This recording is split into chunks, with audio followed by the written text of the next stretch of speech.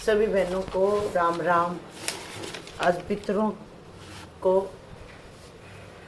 पुण्य प्राप्त करने वाली कथा सुनते हैं बहनों। गोकर्ण और धुंधकारी की कथा है ये सुनते हैं।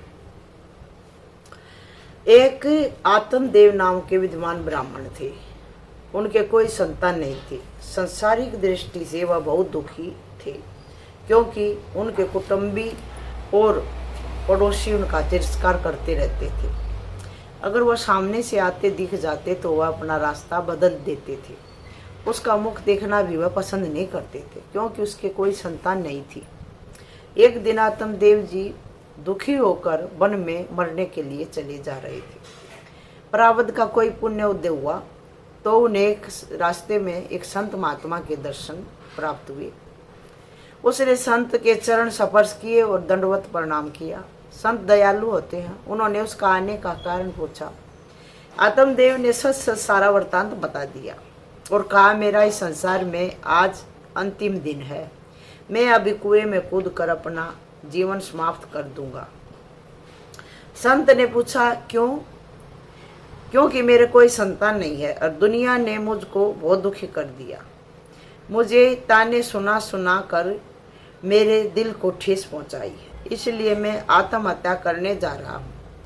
संत ने उसके माथे की रेखा देखी और कहा, तुम्हारे 7 जन्म तक संतान का कोई योग नहीं है। तुम संतान का विचार छोड़ दो और भगवत भजन में लग जाओ।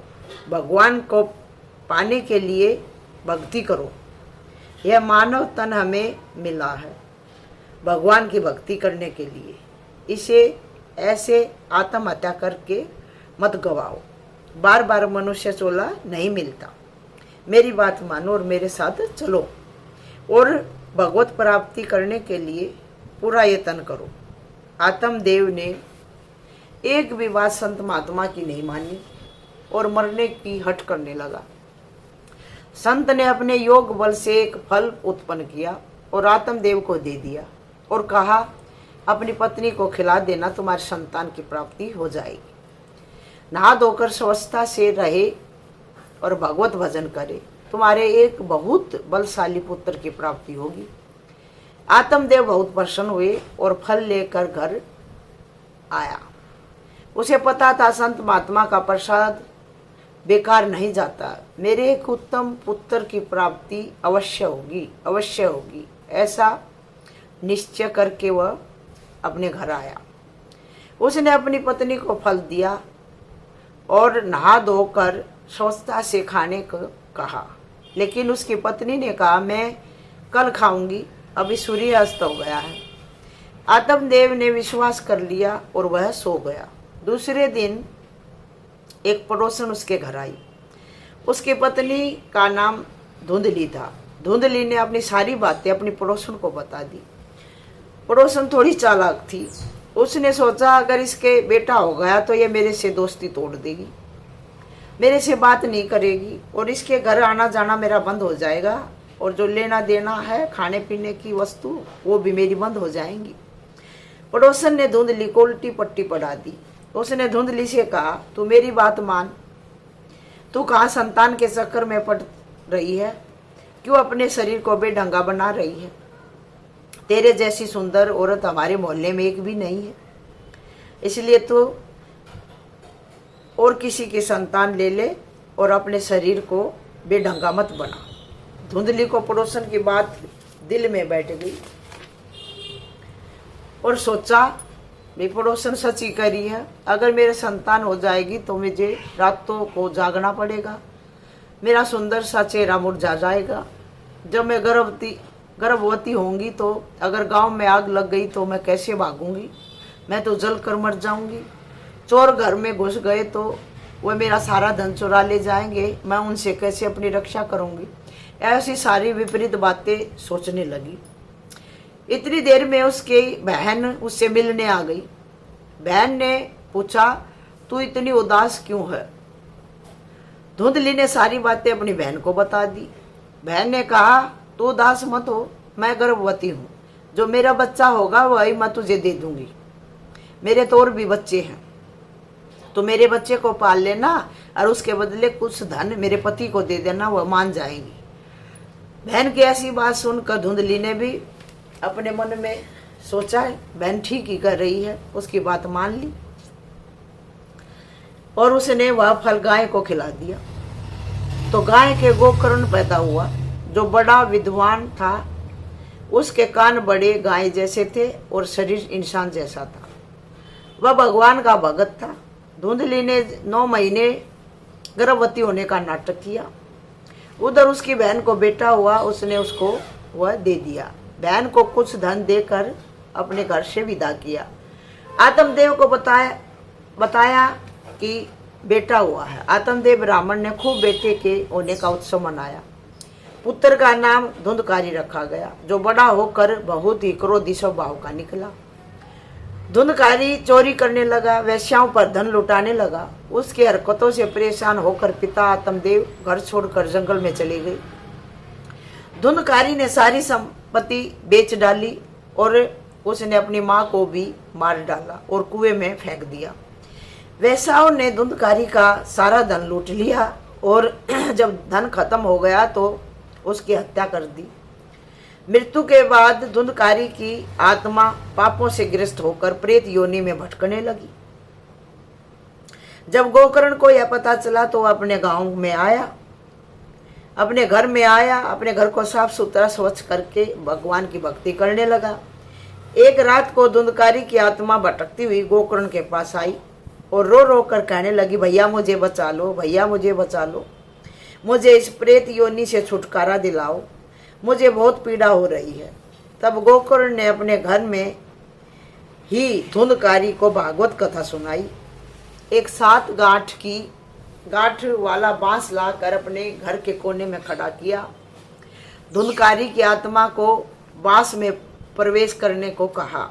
एक दिन की कथा से एक गांठ टूटी, दूसरे दिन की कथा से दूसरी गांठ टूटी, तीसरे दिन की कथा से तीसरी, चौथे दिन की कथा से चौथी, 5वें दिन की कथा से 5वीं, 6ठे दिन की कथा से 6ठी और 7वें दिन की कथा से 7वीं गांठ टूट गई और भागवत कथा भी पूरी हो गई।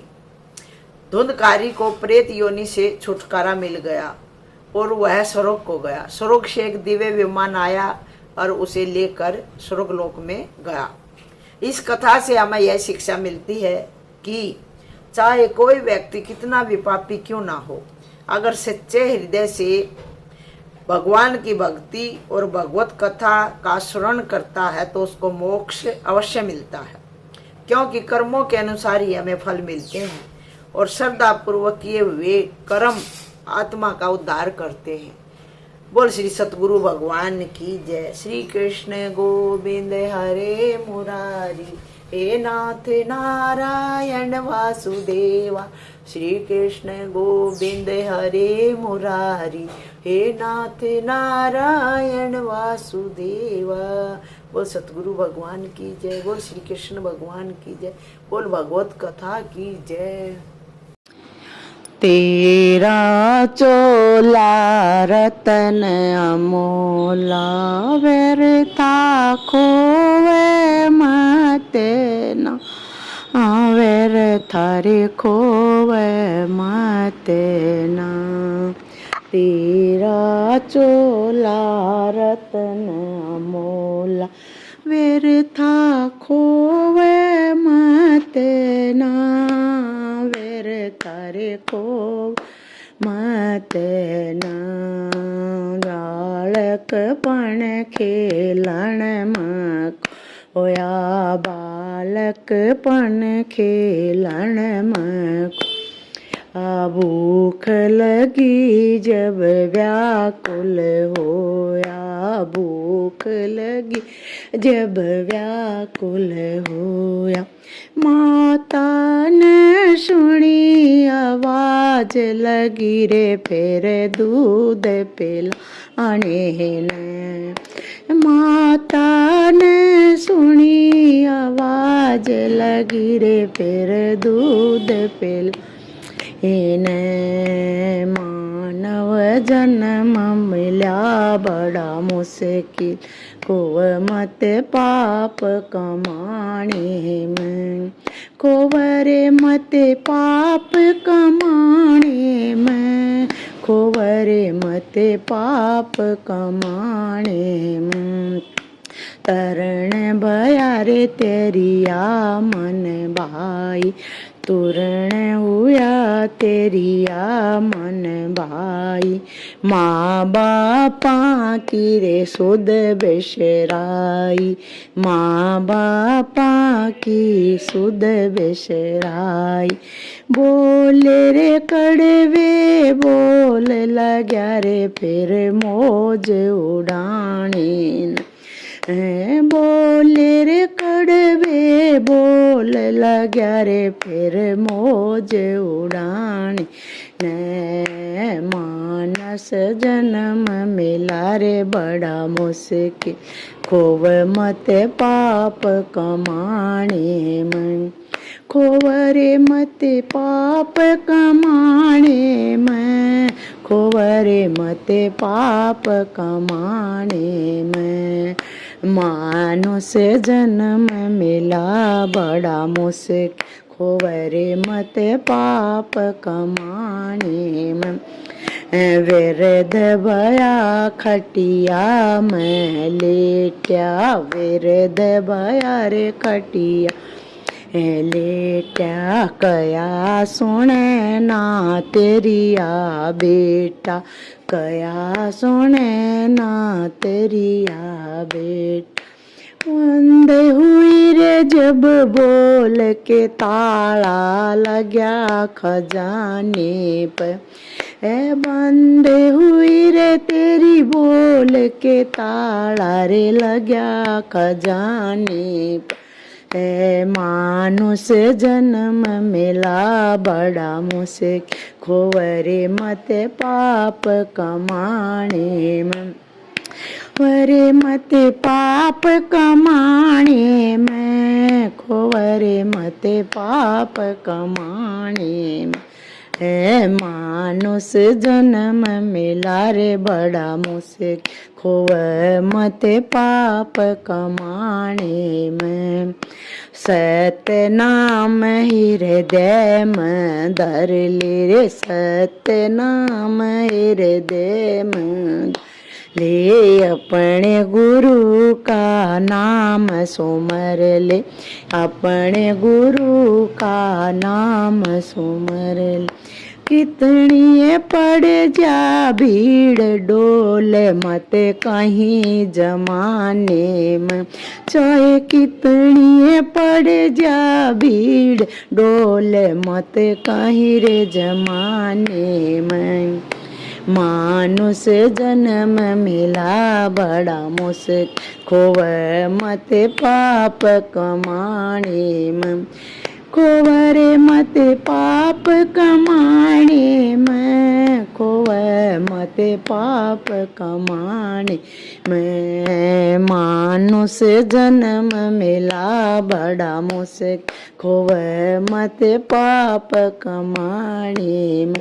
बस सतगुरु भगवान की जय। सभी बहनों को मीठी मीठी राम राम।